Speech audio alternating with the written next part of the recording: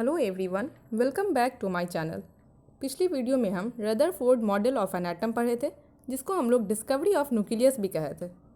Rutherford के alpha scattering experiment को सबसे पहले अर्नेस्ट रदरफोर्ड ने दिया था, और उस अर्नेस्ट रदरफोर्ड के Rutherford model of an atom के कुछ ड्रॉबैक थे, कुछ फेल्योर थे, जिस ड्रॉबैक और फेल्योर को बेस बनाकर नील बोर्स नाम के एक साइंटिस्ट थे, उन्होंने अपना एक एटॉमिक मॉडल दिया। रदरफोर्ड के कुछ फेल्योर थे, उसमें क्या था कि रदरफोर्ड ने एटम की स्टेबिलिटी, एटम की एनर्जी या फिर एटम के लाइन स्पेक्ट्रम के बारे में एक्सप्लेनेशन नहीं किया था। नील बोर ने उसी सारे फेल्योर को बेस बनाया और फिर अपना एक एटॉमिक मॉडल दिया, Niels Bohr's model of an atom in 1913। His full name was Niels Henrik David Bohr, born on 7th October 1885 in Denmark. He was a physicist, philosopher, and a promoter of scientific research. He made a foundational contribution in understanding atomic structure and quantum theory.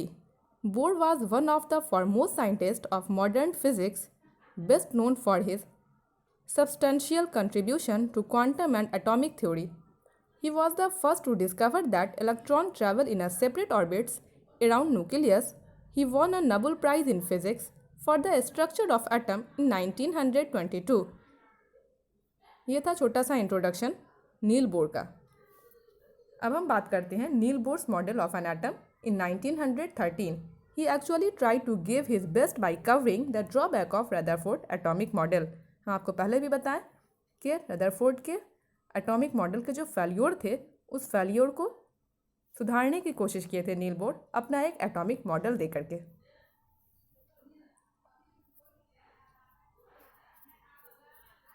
He was a genius scientist, बहुत genius scientist थे। Rutherford के alpha scattering experiment में ये बताया गया था कि electron revolve around the nucleus. Electron जो है वो न्यूक्लियस के चारों तरफ रिवॉल्व करता है, लेकिन उन्होंने ये नहीं बताया था कि इलेक्ट्रॉन एक अपने ऑर्बिटल में फिक्स रहेगा। अपने ऑर्बिट पर इलेक्ट्रॉन जिस ऑर्बिट पर रिवॉल्व करेगा वहाँ पे वो फिक्स रहेगा। मैक्सवेल नाम के एक साइंटिस्ट थे, उन्होंने ये कहा था कि अगर इलेक्ट्रॉन कंटिन्यूअसली न्यूक्लियस के चारों तरफ रिवॉल्व करता रहेगा तो एट लास्ट उसका पाथ शॉर्ट पड़ेगा और वो फाइनली न्यूक्लियस में जा कर के फॉल कर जाएगा। तो हम लोग देखते हैं postulates of Niels Bohr model of an atom. Niels Bohr के एटॉमिक मॉडल के क्या पोस्टुलेट थे? Most part of an atom is empty. Electron revolve around the nucleus in a closed circular path called orbit or energy level. It is numbered as 1, 2, 3, 4 or KLMN. Energy of electron in a particular orbit is constant. Therefore, it is called stationary state. Total number of electron in an orbit is 2n square. Energy of electron in an orbit can be calculated by En is equal to minus 2.18 into 10 to the power minus 18 joule per atom. ये तो postulate थे नील bourse के। अब हम लोग one by one सारे postulate को understand करते हैं। फर्स्ट पार्ट क्या था उनका कि most part of an atom is empty. किसी भी एटम का ज़्यादातर हिस्सा एम्प्टी होता है, खाली होता है। Electron revolve around the nucleus in a close circular path called orbit और एनर्जी लेवल। इलेक्ट्रॉन जो है वो क्या है, न्यूक्लियस के चारों तरफ एक क्लोज सर्कुलर पाथ पर रिवॉल्व करता रहता है, जिस क्लोज सर्कुलर पाथ को हम लोग ऑर्बिट या फिर एनर्जी लेवल कहते हैं। इट इज़ नंबर्ड एज 1, 2, 3, 4 और KLMN। ये जो एनर्जी लेवल है या फिर ऑर्बिट है, इसको हम लोग 1, 2, 3, 4 से या फिर KLMN से नंबर करते हैं। Energy of electron in a particular orbit is constant.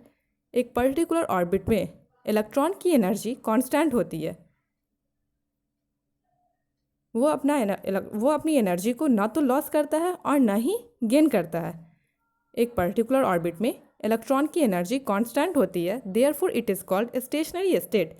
इसलिए हम लोग इसको स्टेशनरी स्टेट कहते हैं। स्टेशनरी का मतलब होता है रुका हुआ, ठहरा हुआ।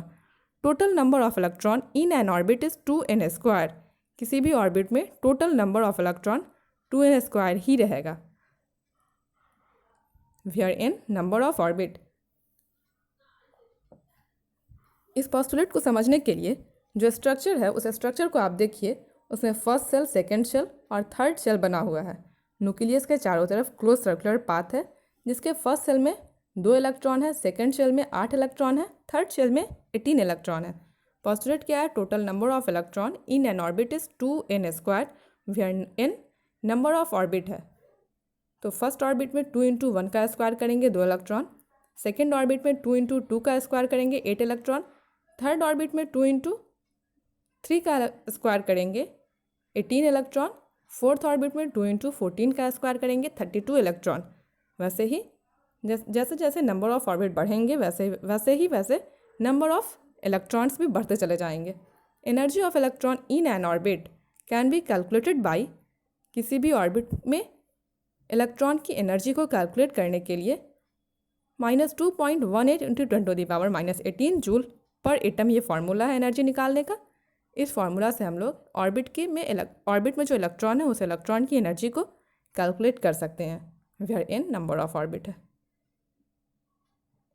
ये था आपका Niels Bohr's model of an atom in 1913।